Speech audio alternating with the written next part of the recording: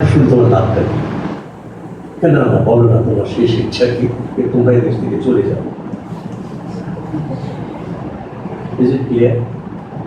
এই যে স্বাধীনতার স্পৃহা জাগ্রত করেছে, কে জাগ্রত করেছে? আমরা অনেকের কাছে কৃতজ্ঞ। আমাদের দেশে এই গল্পগুলো করতে আমার খুব ভালো লাগছে। আমি বলি আমি জানি না আমাদের কাবাডি কতটুকু সময় দেওয়া হবে, বসে আরামসে পরিবার।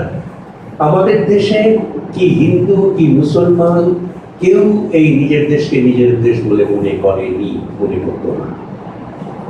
এক নম্বর, ভূতের রাজা দিল পর এক নম্বর। দুই নম্বর, এই বাংলা ভাষাকে তারা কোনোদিন নিজের ভাষা বলে স্বীকার করেনি।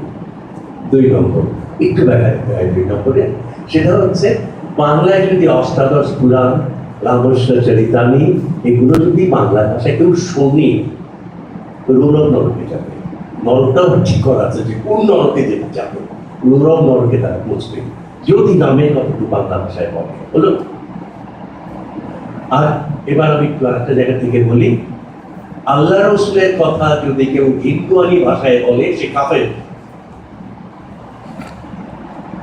আমি আবারও বাক্যটি বলছি, আল্লাহ এবং রসুলের কথাটি কেউ যদি বঙ্গ ভাষায় উচ্চারণ করে সে কাফের। এখন আমরা দেখেছি হাজার বছরের ইতিহাসে এই শ্রী চৈতন্যের একটু আগে কাছাকাছি সময়ে যখন হোসেন শাহী অর্থাৎ সুলতানি আমল হলো, এই সুলতানি আমলে এই প্রথম রামায়ণ অনুবাদ করলেন কৃত্তিবাস ওঝা, মহাভারত অনুবাদ করলেন আমাদের কাশীরাম দাস, মানবের বসু অনুবাদ করলেন ভাগবত। ক্লিয়ার? এখন আমি উৎসাহের সঙ্গে স্বাভাবিকভাবে চিন্তা করা যায়, আগে যেখানে ভগবান দেবদেবীর বাইরে একটি ব্যক্তিগত প্রসঙ্গ নাই বাংলা ভাষায়, সেখানে এইসব বলছে। বাংলা ভাষায় বলছে কারা? বাংলা ভাষায় বলছে এই যারা ঘরের দিকে বাইরে চলে গেছে, বাউলদের অগ্রদূত, চর্যাপদের মানুষরা, তারা বাংলা ভাষায় কথা বলছেন। এবং সাধারণ বাঙালি বাংলা ছাড়া কিছু জানে না, তারা বাংলাই জানে, আর কিছু জানে না, তো তারা বাংলা বলবে। এখন এই পর্যায়ে এসে পরে যখন মোগলরা এলো, এই 12টা বাজলো একদিক থেকে, আরেক দিক থেকে সুবিধা হয়েছে, পয়সাওয়ালা মানুষদের সুবিধা হয়েছে। এখন কোরমা পোলাও এগুলো সব রান্না বান্না মোগলাই স্টাইল শুরু হয়ে গেল। বাড়ির সামনে একটা ফোয়ারা হবে, বাড়ির সামনে উদ্যান হবে, সুন্দর বাড়িঘর হবে, এগুলো হলো। মানে বাগমানাই শব্দটা বলি, এই মানে স্বাধীনতার চূড়ান্ত প্রকাশ ঘটলো। 12টা বাজলো, বাংলা ভাষার খবর দেওয়া হলো।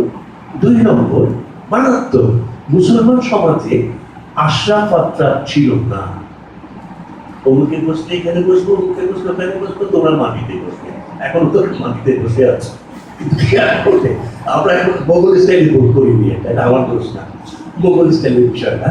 তো কি এই যে আশরাফাত্রা, সৈয়দ, মীর, খন্দকার, কাজী আর কি আর অমুক অমুক অমুক, স্বাভাবিক মুসলমানদের মধ্যে পর্যন্ত বিভেদ সৃষ্টি হবে, আগে ছিল না।